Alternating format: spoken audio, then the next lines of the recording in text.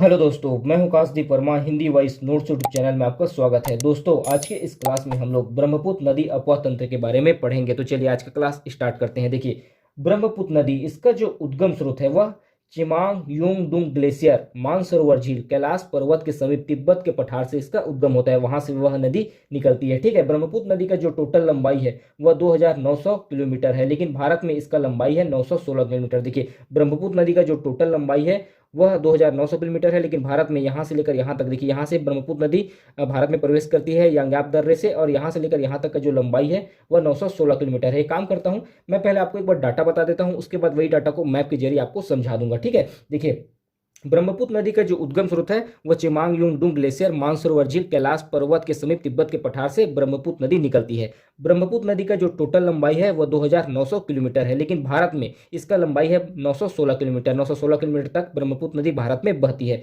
ब्रह्मपुत्र नदी भारत में यांगयाप दर्रे अरुणाचल प्रदेश से भारत में प्रवेश करती है। यांगयाप दर्रे होते हुए अरुणाचल प्रदेश में प्रवेश करती है। उसके बाद देखते हैं ब्रह्मपुत्र नदी का नामकरण। देखिए, ब्रह्मपुत्र नदी को अलग अलग क्षेत्रों में अलग अलग नामों से जाना जाता है। देखिए, ब्रह्मपुत्र नदी को जब तिब्बत में बहती है, ब्रह्मपुत्र नदी जब तिब्बत में बहती है तो उसको सांगपो के नाम से जाना जाता है। जब ब्रह्मपुत्र नदी तिब्बत के बाद चीन में प्रवेश करती है तो उसको यारलुंग के नाम से जाना जाता है। चीन के बाद जब ब्रह्मपुत्र नदी यांगयाप दर्रे से अरुणाचल प्रदेश में प्रवेश करती है तो उसे दिहांग के नाम से जाना जाता है। उसके बाद अरुणाचल प्रदेश के बाद ब्रह्मपुत्र नदी असम में प्रवेश करती है तो उसको ब्रह्मपुत्र के नाम से जाना जाता है। असम पहुंचने के बाद ही उसका नाम ब्रह्मपुत्र पड़ता है। उसके बाद असम के बाद जब वह बहते हुए नीचे आती है और बांग्लादेश में प्रवेश करती है तो बांग्लादेश में प्रवेश करने के बाद ब्रह्मपुत्र नदी को जमुना नदी के नाम से जाना जाता है। ब्रह्मपुत्र नदी पर ही एक द्वीप बना हुआ है, नदी द्वीप, जिसका नाम है मांजुली द्वीप, और यह विश्व का सबसे बड़ा नदी द्वीप है। उसके बाद देखते हैं हम लोग प्रवाह क्षेत्र। देखिए, ब्रह्मपुत्र नदी का प्रवाह चीन, भारत और बांग्लादेश, इन तीन देशों में ब्रह्मपुत्र नदी का प्रवाह होता है। उसके बाद देखते हैं हम लोग ब्रह्मपुत्र नदी की प्रमुख सहायक नदी। देखिए, ब्रह्मपुत्र की प्रमुख सहायक नदी है मानस नदी, तीस्ता नदी, दिबांग नदी, सुबानसिरी नदी, धनसिरी नदी, लोहित नदी, कामेंग नदी, कोलांग नदी, रेडक नदी, नोआ नदी, आरा नदी, ये सब प्रमुख उनकी सहायक नदी है। उसके बाद देखते हैं हम लोग ब्रह्मपुत्र नदी पर बनी प्रमुख परियोजनाएं। देखिए, ब्रह्मपुत्र नदी पर प्रमुख परियोजना है दिबांग परियोजना। यह बना हुआ है अरुणाचल प्रदेश पर और इसका जो उद्देश्य है वह जल विद्युत है। उसके बाद देखते हैं ब्रह्मपुत्र नदी का विसर्जन किस प्रकार होता है। देखिए, पद्मा। देखिए, जब गंगा नदी बांग्लादेश में प्रवेश करती है तो उसका नाम हो जाता है पद्मा। तो पद्मा के संगम के बाद इसकी जो संयुक्त धारा को मेघना कहा जाता है। मतलब ब्रह्मपुत्र नदी बांग्लादेश में प्रवेश करती है तो उसको जमुना के नाम से जाना जाता है।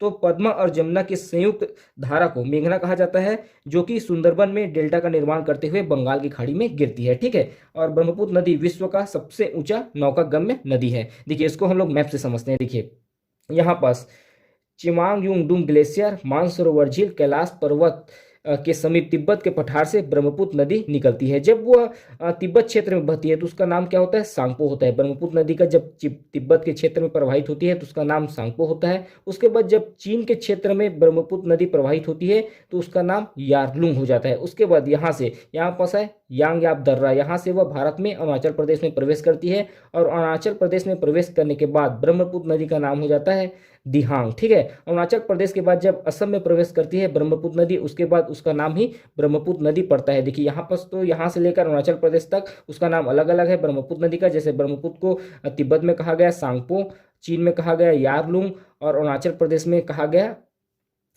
दिहांग। उसके बाद जब वह असम में प्रवेश करती है उसके बाद ही उसका नाम ब्रह्मपुत्र नदी पड़ता है। ठीक है। और उसके बाद वो नीचे आते हुए, देखिए, ये वाला क्षेत्र जो है बांग्लादेश का है। जब बांग्लादेश में प्रवेश करती है तब ब्रह्मपुत्र नदी का नाम हो जाता है जमुना। ठीक है। और देखिए, यहाँ से गोमुख गंगोत्री ग्लेशियर महान हिमालय जिला उत्तरकाशी उत्तराखंड से निकलती है गंगा नदी। इसका जो टोटल लंबाई है 2510 किलोमीटर है। यह बहते हुए यहाँ पर से जब भारत से बांग्लादेश में एंट्री करती है तो गंगा नदी का नाम क्या हो जाता है? पद्मा हो जाता है। तो पद्मा और जमुना दोनों की मिलने से जो संयुक्त धारा बनता है वो पद्मा के नाम से बांग्लादेश में बहती है। उसके बाद यहाँ से एक छोटी नदी और मिलती है, पद्मा वाले नदी में जाकर मिल जाती है, पद्मा नदी में जाकर मिल जाती है।